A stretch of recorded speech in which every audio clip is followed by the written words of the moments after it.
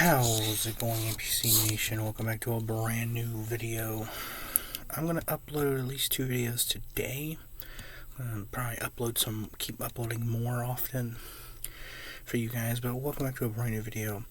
This video is gonna be called "Who Would George Washington Vote For in 1796?" We all know George Washington died in 1799, and he was president for 8 years. 2 terms. He set the president for 2 terms until FDR, the 32nd president of the United States, came along. But in 1796, it was the second and only presidential election that George Washington got to see. And that's why the second president, was the only president that succeeded him that he got to see. Because in 1799, he dies. Well, 1799 was the battle of John Adams versus Thomas Jefferson. They didn't like each other.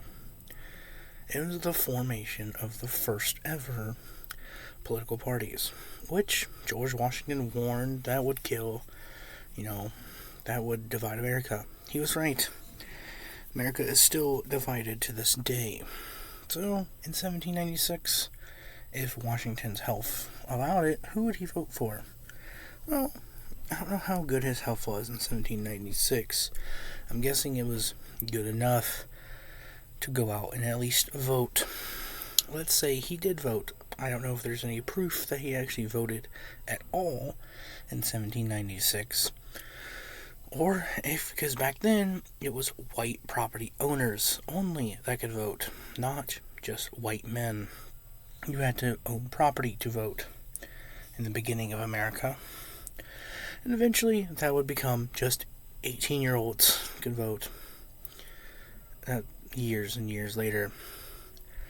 So, in 1796, both of them were on his cabinet. Both people, Thomas Jefferson, that he liked, John Adams, that was his vice president.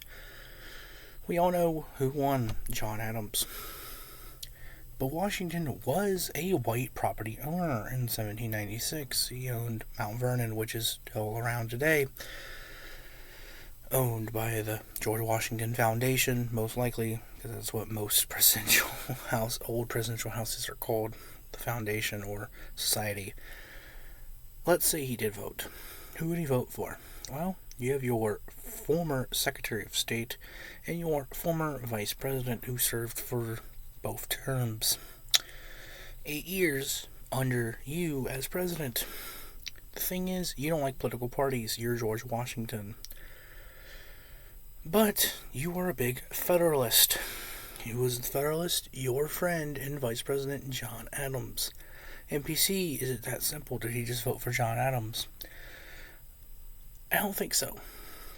Because look at what Thomas Jefferson was. Yes, he was anti-Federalist, but Thomas Jefferson is the one who wrote the one of the writers of the Declaration of Independence. So he gave Thomas Jefferson that job to write the Declaration of Independence. So I think more he would vote for Thomas Jefferson. Even though he was a big Federalist himself, I think not just because Thomas Jefferson wrote the Declaration of Independence, Thomas Jefferson also helped write the Constitution. But he didn't like the Constitution that much. He didn't like the Articles of Confederation either.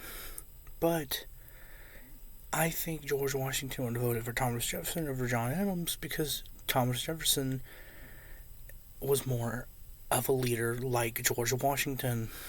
He stood on his values and he stood his ground. And even though they're both former slave owners, I don't think that was the reason. I think the main reason would be Thomas Jefferson, I think, would have made a better leader to George Washington, even though he was a Federalist. He never identified as a Federalist, but historians say George Washington was more leaning Federalist than anti-Federalist. But I think he saw Thomas Jefferson more of a leader than he would John Adams. even though John Adams was his vice president and the first vice president of the United States, and then became the second president, which we know who won. But I think George Washington would have voted for Thomas Jefferson. Hopefully you guys enjoyed this video. If you did, press the share button, press the like button, press the red subscribe button, press the bell so you know if I upload a video. I'll see you guys next video.